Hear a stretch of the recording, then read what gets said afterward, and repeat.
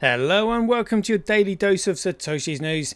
Today's date is Wednesday, the 2nd of July 2025. The year BSV comes alive.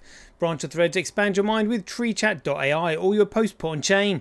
Right, let's see what we've got today. Article here by Cointelegraph saying competition heats up as crypto exchanges vie for European market. See what's going on there. An article here by CoinGeek that took my attention and said why scalable public blockchains are the only option. Well, the only way you can have a commoditized network is if it's a public one. So I mean, again, it's all part of the Bitcoin protocol that nobody seems to be explaining to anybody. So we'll go over that.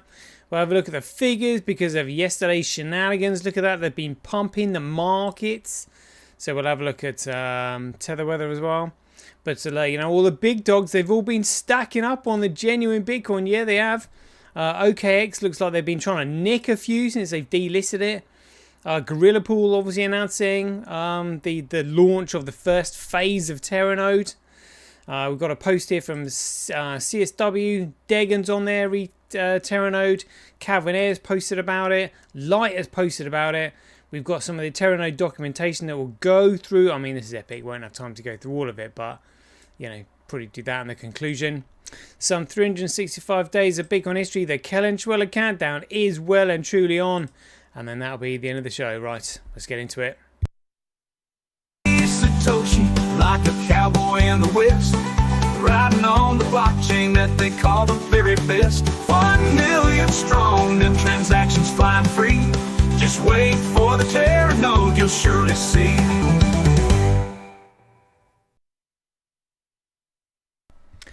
Alrighty, so apparently, according to Cointelegraph, competition heats up as crypto exchanges vie for European market. Competition is heating up as more exchanges set up operations in Europe, where MICA provides new rules for the road. Crypto exchanges are setting up shop in Europe and securing licenses, with EU officials bringing more competition to the regulated European market. So far this year, OKX, Coinbase, Bybit and Crypto.com have all secured licenses under the EU's markets in crypto assets regulation. While it imposes strict requirements on various services in the crypto industry, it now means that the crypto exchanges in the European Economic Area will all be playing by the same rules. Yeah, set by the cabal. Observers anticipate that this will see Europe pull ahead of other jurisdictions like the United States, which is still in the process of developing a rudimentary framework for stablecoins. Indeed, European regulators are already discussing a second regulatory package that would fill gaps not addressed in the first iteration. Markets in crypto assets may provide decent ground rules, but challenges remain for exchanges, including new entrants jockeying for territory. Basically, the cabal wants to take over all of that. While crypto exchanges are moving to Europe, the MICA package was an exhaustive regulatory effort from the EU that took 4 years from its inception until it came into force.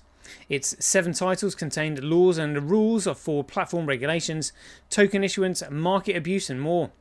As bureaucrats in Brussels amended and deliberated on the regulatory package, some of the crypto industry debated the merits of MICA, with some alleging it could lead to increased surveillance and less monetary freedom.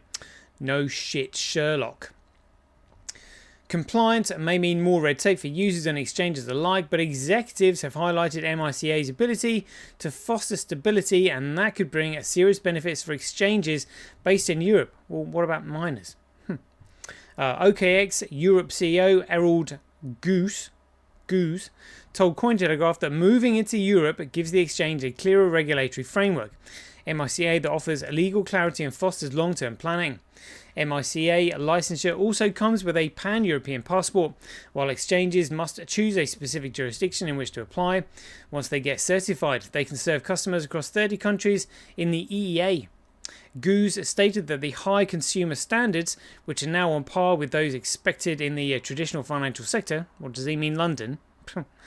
Those where the FCA's banned it, mean access to institutional clients for derivatives and portfolio management, as well as euro-based pairs, access to local payment rails, and regional support. Focusing key elements. Yeah. Challenges for compliance. well, you know, they want to control the entire thing, so that's why it's going to be challenging for them. But anywho, yeah, you know, right, so now we kind of know what's going on there. CoinGeek has said here, why scalable public blockchains are the only option. Like, I mean, a public blockchain, it's just the way they say it. Oh, it's a public blockchain. It just sounds open and all that. It's a private blockchain. You know, it's a private blockchain for public use. So rather than being a public blockchain, which just makes it sound rather insecure and, you know, not very private, it should be something to do with society, maybe. You know, because it's society, community. I would say society blockchains. In fact, not even chains. There's one global chain for the world. Yeah, but then I suppose what they've got to deal with the scammers like one token. Good grief! But there's one worldwide chain. That's it. There's one common digital network, commoditized digital network. Commoditized, yeah. Why scalable public blockchains? Why a scalable commoditized blockchain is the only option? That's what it should be. Yeah. Why a scalable commoditized blockchain is the only option. I'm liking that one. Liking my own creativity there. Let's see what they say. 2024 was the year the term tokenization went mainstream, and 2025 is the year where we're beginning to see the first serious tokenized projects and platforms roll out. With BlackRock CEO Larry Fink predicting the tokenization of everything and calling Bitcoin and Ethereum stepping stones towards a tokenized world last year, and with Robinhood and others announcing tokenized stock trading in the past few months, tokenization has become a big deal in the non-blockchain economy. Yet unlike ICOs or Web3 gaming, NFTs and other crazes in the past, RWA tokenization, has largely skipped the hype cycle and gone straight to the utility phase. There haven't been art tokens selling for millions only to crash to pennies later, and companies like Robinhood have already rolled out tokenized solutions in regulated markets. Tokenized solutions in regulated markets on bullshit networks. They're not safe.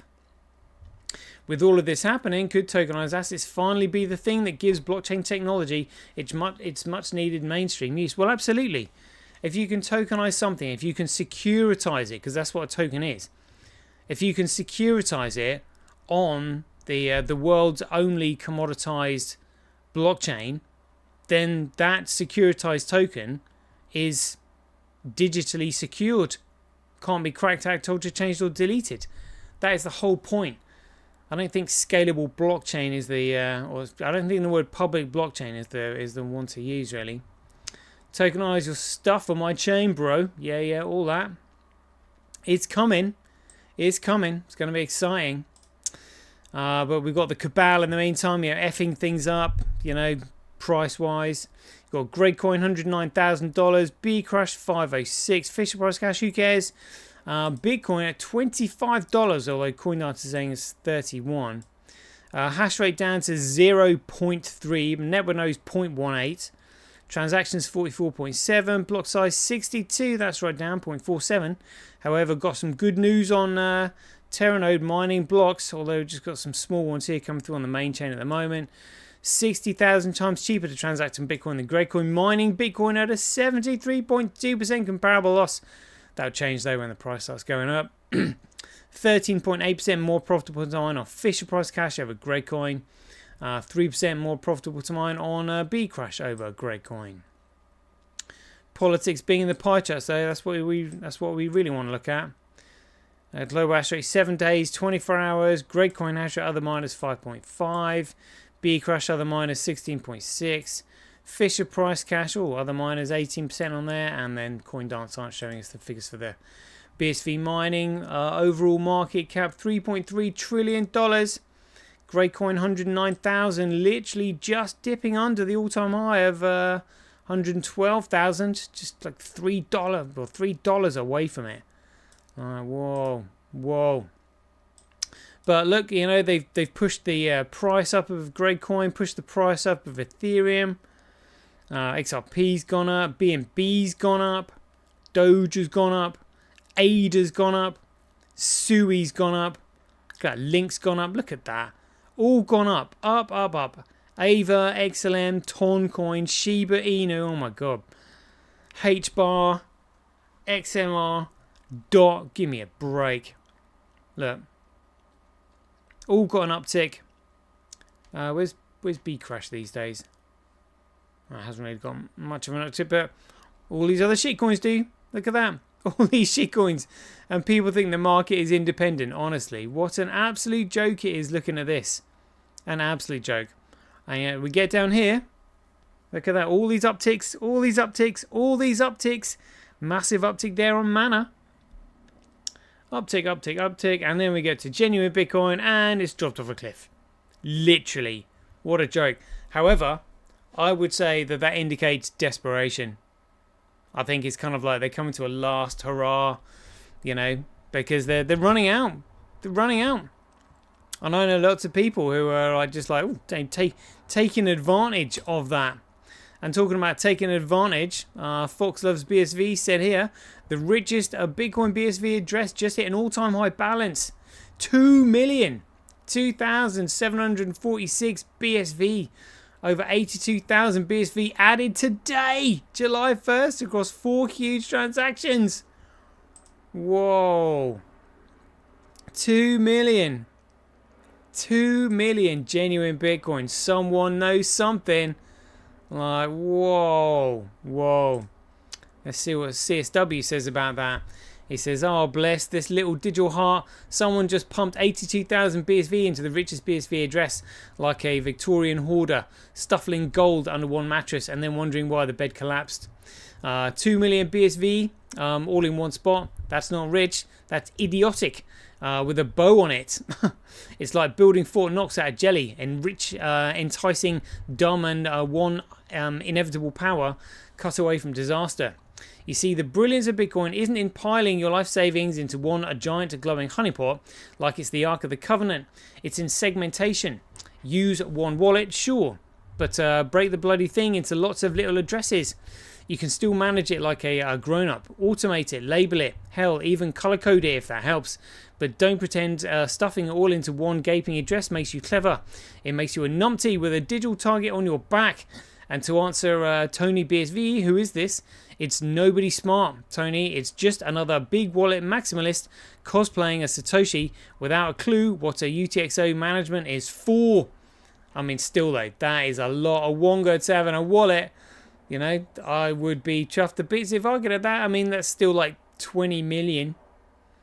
You know? Yeah, 20 million. 40 million. Yeah. Jeepers. That's alright. And Sapan here from Sri Lanka has said here, shame on you OKX for manipulating the BSV market. Holding user funds while planning to delist is very unprofessional and unethical. If I want to take funds out, the only option is to sell BSV and convert to another token. Okay, I think that's been sorted out now. But initially when I was reading this, yeah, here we go. Welcome to OK Sport. Thank you for reaching out. My name is Belinda, and I will be assisting you today. Hi, Spurn. How can I help you? I've been trying to withdraw my BSV since the delisting notification came, but the wallet is under maintenance for more than 48 hours now. How can I withdraw if you keep the wallet under management? We regret any inconveniences this may have caused. Could you please attach a screenshot? You know, a recording error, blah, blah, blah, blah.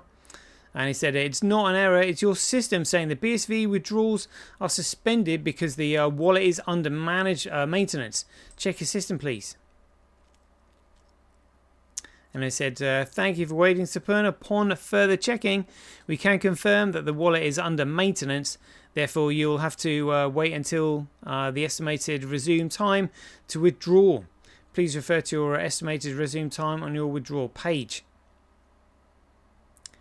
You know, I think he's got it. But I bet there are lots of other people that they're actually not giving it back to, because he's actually like pointed out and put it on Twitter. They was like, okay, we better give him those back. But other people who won't be asking for it and won't give a shit. So we'll be stealing theirs in an attempt to push the price down. You know, one last hurrah before we try and bring our CBDC in and absolutely screw everybody, by the looks of it.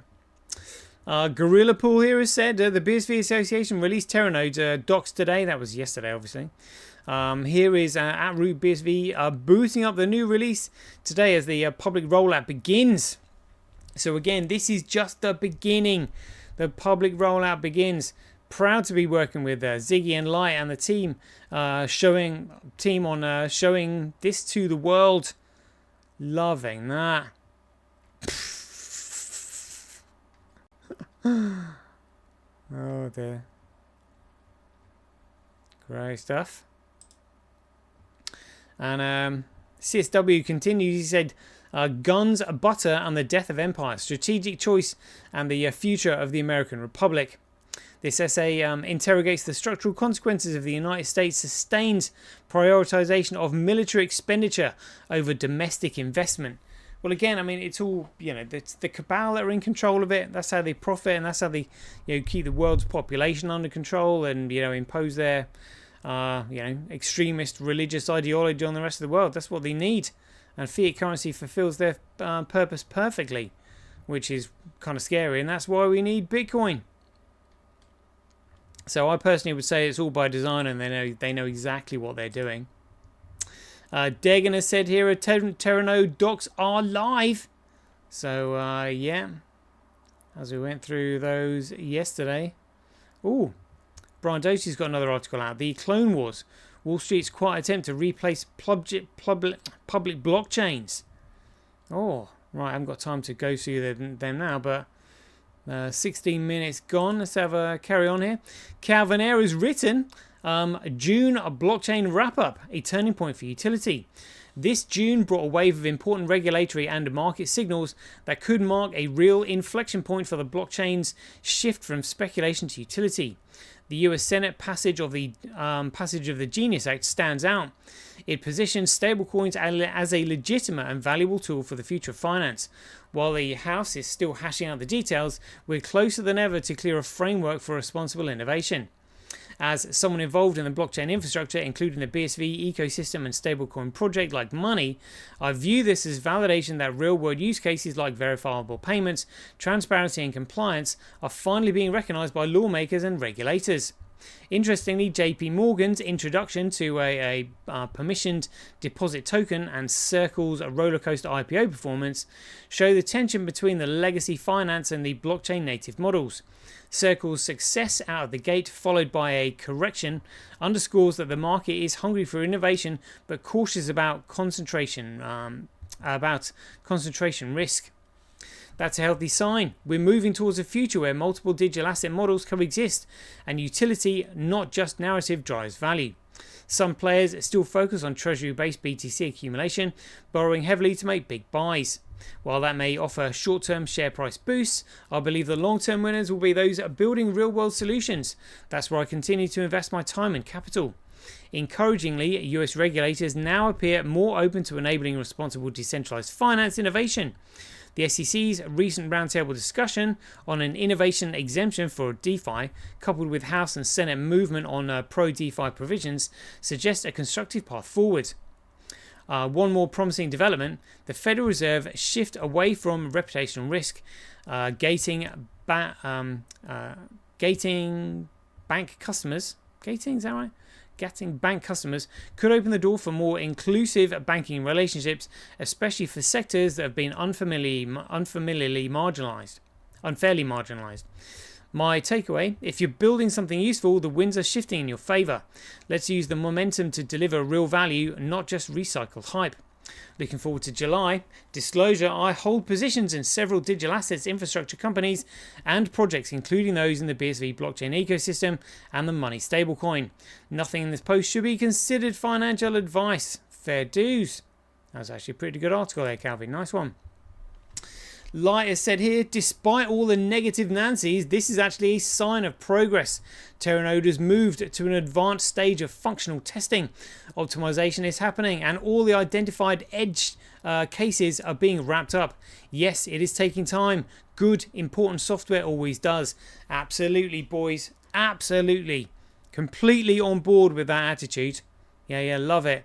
No point in rushing it, especially when the fate of the world depends on it. Jeepers.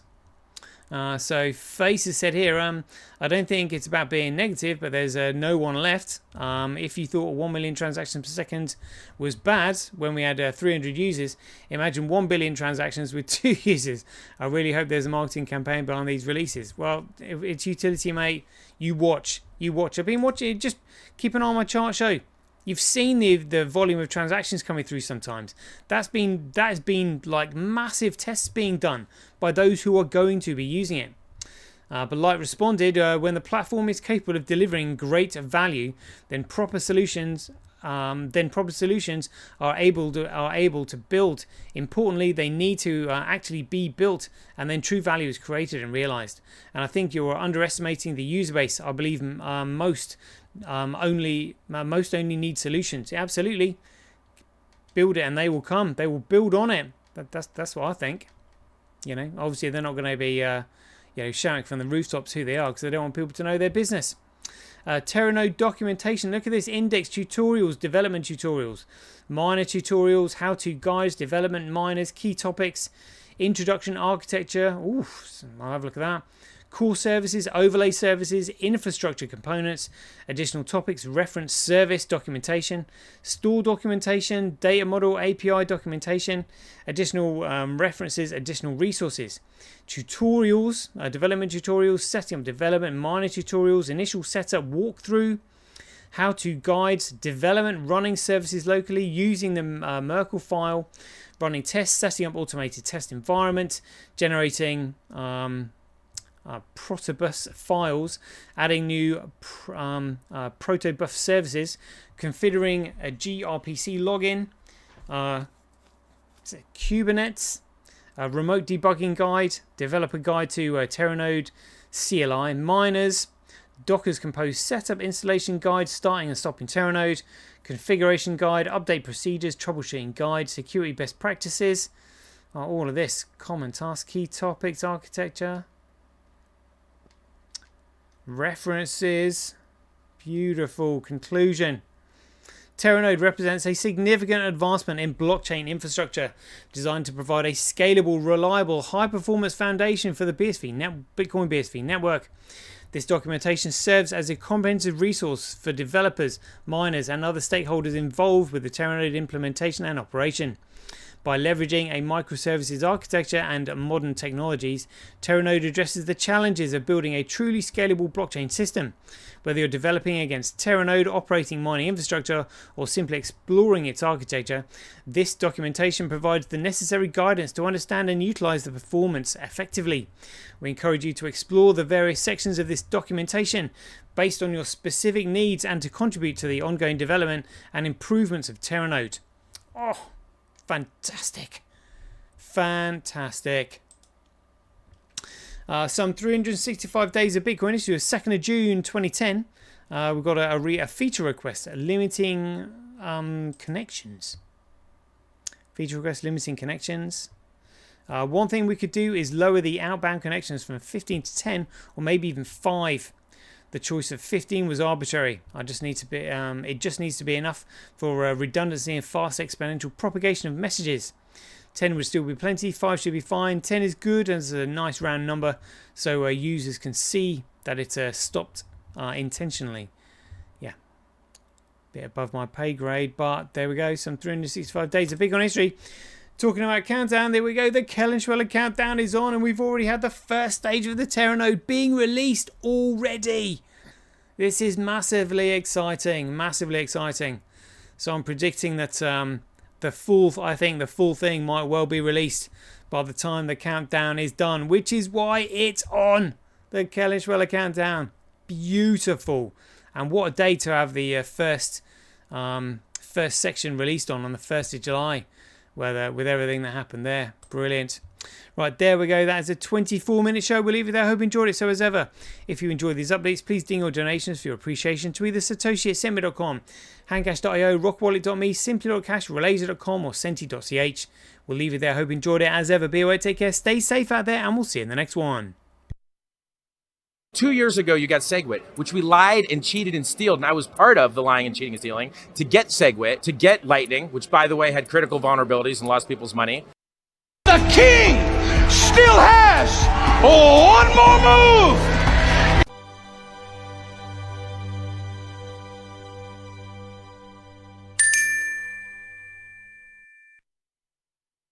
Remember, Bitcoin is BSV. Everything else is BS.